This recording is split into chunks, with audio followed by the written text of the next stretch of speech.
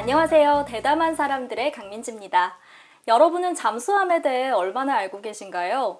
오랜 시간 해군으로 잠수함을 타다가 잠수함 자료를 수집하면서 지금은 잠수함 알리기에 적극적으로 나서고 계신 분이 있습니다. 전직 잠수함 함장이자 현재 잠수함 연구소의 소장인 최일 씨와 함께 하겠습니다. 안녕하세요. 안녕하세요.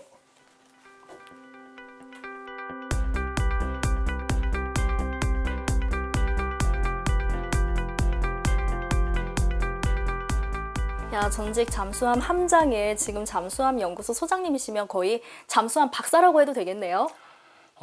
많이 부족합니다. 네. 근데 잠수함 자료를 얼마나 수집하신 거예요? 몇 점 정도 되나요? 저도 이제 몇 점이다라고는 안 세어봤는데 이제 뭐 취재도 오고 해서 제가 한번 대충 보니까 한 3만 점 이상 되는 것 같습니다. 3만 점 생각한 것보다 훨씬 더 많이 모으셨네요.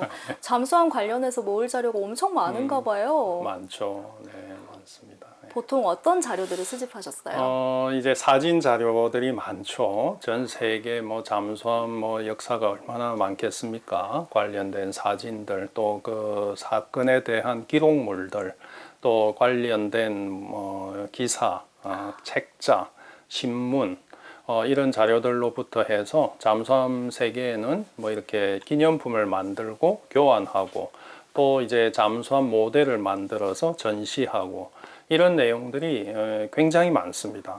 예, 그것을 이제 조금씩 모으다 보니까 뭐 집이 꽉 찰 정도, 이 정도 됐죠. 지금 저희를 초대해 주신 이곳이 바로 잠수함 연구소잖아요. 자료들이 정말 많아서 깜짝 놀랐는데 이 연구소는 어떻게 차리게 되신 거예요? 제가 이제 청년 장교 때부터 이제 잠수함 관리 물건들을 제가 수집하는 걸 좋아했어요. 장교면 직업군인이셨어요? 네, 제가 30년간 직업군인으로서 해군으로서 또 잠수함 승조원으로서 근무를 했죠. 그렇구나. 예. 네. 그런데 이제 현역에 있을 때 군에 이제 근무 중에 이런 기념품들이 많이 생깁니다. 예, 그런 것을 저는 좀 잘 모았고, 그래도 이제 결정적으로 어떤 이 연구소를 제가 열어야 되겠다 하고 느낀 것은, 제가 이제 독일 잠수함 협회에 잠수함 좋아하는 사람들하고 친해지다 보니까. 천국이셨겠네요. 이제 저도 이제 당시는 잠수함이 그렇게까지 재밌는 세계인 줄은 몰랐어요. 근데 그런 세계가 이제 있더라고요. 그 중에 이제 발트라는 친구가 있었고. 발터 씨요? 예, 발트라는 친구가 육군 운전병 출신이에요. 해군 출신도 아닌데 한 40년 정도 잠수함을 연구를 했죠. 지금은 이제 잠수함계에서 꽤 유명한 친구가 되었는데, 결정적으로 보시는 이 많은 자료들 중에 상당 부분이 그 발트에게서 제가 가져온 겁니다.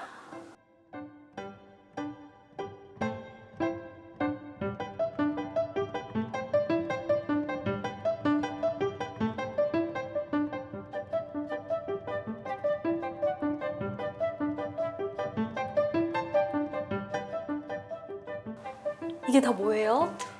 전 세계 잠수함을 운영하는 나라가 한 40여 개국이 있어요. 생각보다 엄청 많진 않군요. 많지 않아요.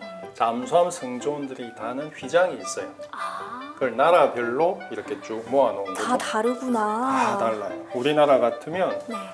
처음에는 이런 휘장이 있었어요. 와, 그럼 소장님도 이런 거 다 다셨겠네요? 달았죠. 오.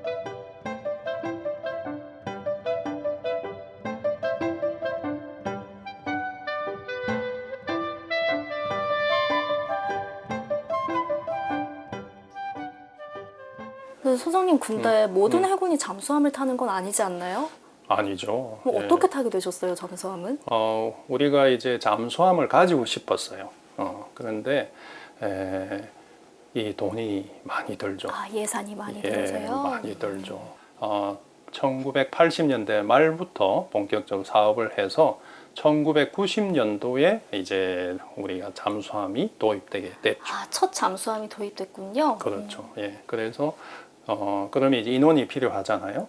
거기에 이제 인원 모집을 하는데, 당시는 이제 좀 볼런티어 정신 뭐 이런 거 있잖아요. 지원해서 타신 거군요. 지원했죠. 그리고 당시에는 뭐 해군에서 새로 생기는 어떤 우리의 꿈이죠. 실현되는 어떤 꿈이었기 때문에 상당히 우리 해군에서도 어떻게 보면 관심이 많았고 저도 뭐 아주 가고 싶어 했죠. 예, 그때 그 꿈을 저는 성취를 했습니다. 예. 그 첫 잠수함 이름이 뭐였어요? 우리나라 첫 잠수함 이름은 장보고함이에요. 장보고함. 예, 그럼 장보- 그것도 직접 타신 거죠? 그런데 이제 우리가 장보고함, 이천함, 채무선함 이렇게 이제 첫 잠수함들 시리즈로 나와요. 그래서 이제 그 장보고함 인수요원으로서 제가 가서 교육을 받았고 이제 그 인원들이 조금 나누어졌어요. 그래서 이제 장보고함을 인수해서 오는 팀이 있었고 저는 이제 바로 한국에 와서 그 당시에 이제 대우조선 해양에서 처음 만든 배, 그러니까 우리나라에서 만든 1번 함이에요. 그 배 이름이 이천함인데 이천함. 이천함을 저는 승조했죠. 야, 타셨을 때 기분이 어땠어요? 처음에는 뭐 어떻게 보면 설레임도 있었고 사명감도 있었고 또 뭐 청년 장교니까 시키는 대로 하고 굉장히 바빴던 기억이었고 당시에 이제 여러 가지 첫 시험을 하잖아요. 우리나라에 처음 만든 잠수함이고 제가 더 떨리네요. 예, 시험도 이제 뭐 우리가 잘 하지 못하는 그런 시험이에요. 예를 들어 그 큰 잠수함을 집어넣고 테스트할 수 있는 큰 용기가 없잖아요. 그러니까 이 승조원들이 직접 타고 직접 물속에 들어가서 그 수압 시험을 해야 되는 거예요. 그런 순간순간 시험들이 어떻게 보면 긴장의 연속이었고 당시 이제 우리 인수 승조원들은 몰래 유서도 써놓고 갔어요. 어머. 예, 그리고 이제 잠수함 승조원들은 보통 이제 뭐 시신도 잘 못 건지죠. 예, 그래서 머리카락하고 손톱도 이렇게 잘라놓고 아내에게 바치는 걸 이렇게 적어놓고. 근데 진짜 소장님도 그렇게 하셨어요? 저도 했죠. 예. 여러 잠수함들을 타셨을 텐데 혹시 어떤 잠수함이 가장 기억에 남으세요? 당연히 소년일함이죠. 예, 제가 이제 인수한 배인데 이제 우리나라 잠수함은 어떻게 보면 세대가 세 가지가 있어요. 1세대, 2세대, 3세대. 그러니까 1세대 아까 말했던 장보고급 이게 있고 2세대가 소년일급이에요. 예, 그 이제 우리가 1세대에서 훈련된 사람들이 이제 더 좋은 잠수함을 이제 인수하러 또 독일에 또 갔어요. 예, 그때는 제가 이제 선임자였어요. 아까 처음 장보고함 인수하러 갈 때는 제가 제일 밑이었어요. 근데 이제 많이 2세대 크셨군요. 때는 제일 위에 예, 책임자가 되어서 가서 인수 교육을 잘 받고 와서 이제는 현대중공업에서 처음으로 또 잠수함을 만든 거예요. 그러니까 시행착오가 많았겠죠. 예, 그것을 또 조선소 직원들하고 우리 승조원들하고 힘을 모아서 시운전을 또 잘 맞춰서 또 해군에 우리가 인도를 했죠. 예.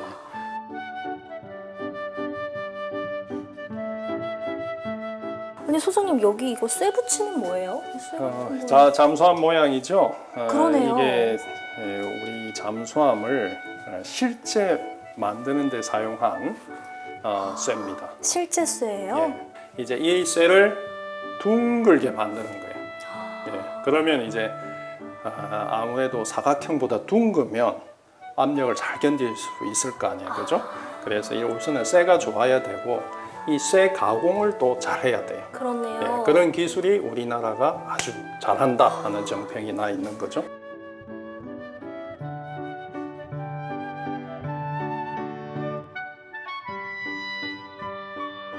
근데 항공모함 같은 큰 배의 매력을 느낄 수도 있잖아요. 왜 잠수함에 그렇게 매력을 느끼셨어요? 그러니까 저는 항공모함 타는 것보다 잠수함이 더 재밌는 게 네. 항공모함은 아마 그 배 함장으로 누가 가도 자기가 근무하고 내리는 동안 안 가본 곳이 많을 거예요. 안 가본 곳이 훨씬 많겠죠? 훨씬 많고 그 워낙 넓은 곳에 넓으니까. 예, 지휘를 할 뿐이지 배 구석구석 못 보잖아요. 우리 잠수함은 딱 들어와요. 바삭하게 다 살을 알고 딱 계시고. 들어오죠. 착 들어오고 우리 승조원들도 보통 말을 안 해도 딱 눈빛만 봐도 그 친구 딱 마음을 읽을 수 있을 정도로 촥 우리 같이 있죠.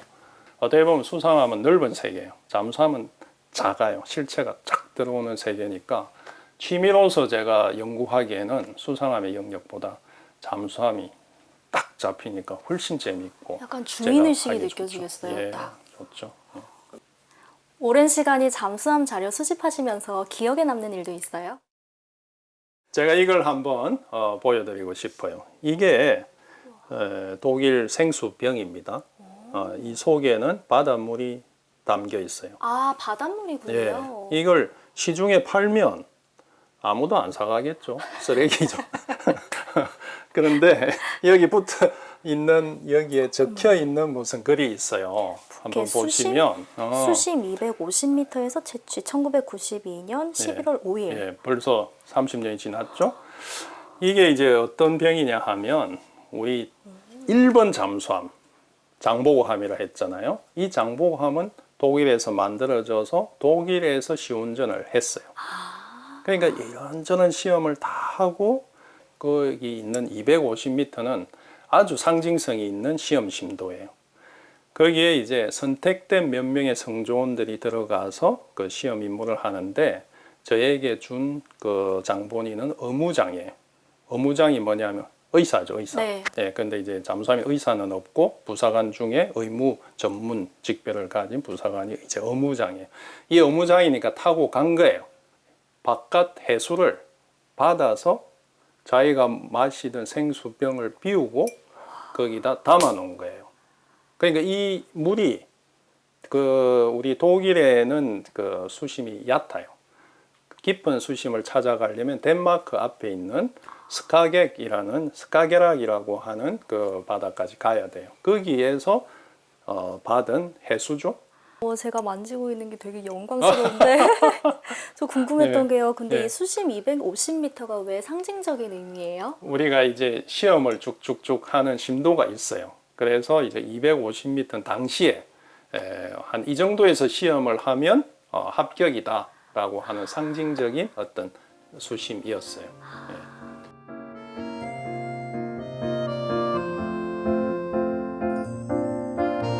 요거는 이제 대만 조선소에서 만든 기념품인데 대만에서 왔어요? 예, 잠수함 모양으로 기념품을 이렇게 만들었는데 이 속에 고량주가 들어 있습니다. 아, 이게 술병이에요? 술을 담아서 기념품으로 만든 거죠. 보통 잠수함 생각하면 군사적인 작전에 많이 쓰이니까 이렇게 술병도 만들고 기념품도 만드는 문화 그런 것들은 좀 생소하거든요. 근데 이렇게 친근하게 다가가기도 하네요.